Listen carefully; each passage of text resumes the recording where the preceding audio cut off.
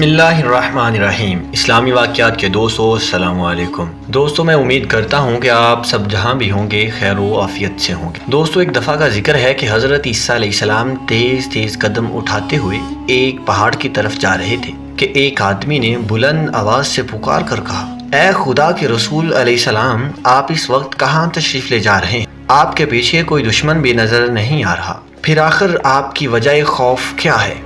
حضرت عیسیٰ علیہ السلام نے فرمایا، میں ایک احمق آدمی سے بھاگ رہا ہوں، تو میرے بھاگنے میں خلل مت ڈال۔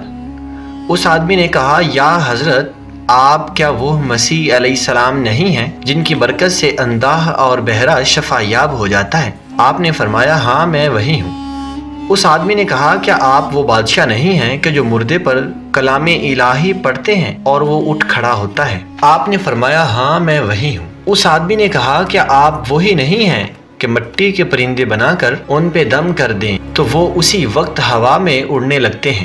آپ علیہ السلام نے فرمایا، بے شک میں وہی ہوں۔ تو اس شخص نے حیرانگی سے پوچھا کہ اللہ نے آپ کو اس قدر قوت عطا کر رکھی ہے تو پھر آپ کو کس کا خوف ہے؟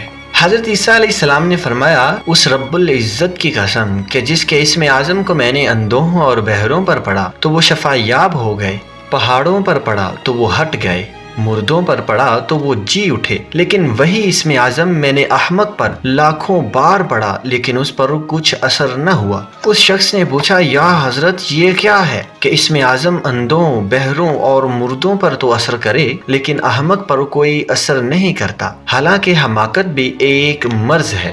تو حضرت عیسیٰ علیہ السلام نے جواب دیا، حماقت کی بیماری خدائی قہر ہے۔ اللہ تعالیٰ سے دعا ہے کہ اللہ تعالیٰ ہمیں حماقت جیسی بیماری سے محفوظ فرمائے۔ ناظرین، اس حقائق سے ہمیں درس ملتا ہے کہ بے وقوف کی صحبت سے تنہائی بہتر ہے۔ اللہ تعالیٰ ہم سب کو اپنے حفظ و امان میں رکھے، آمین ثم آمین۔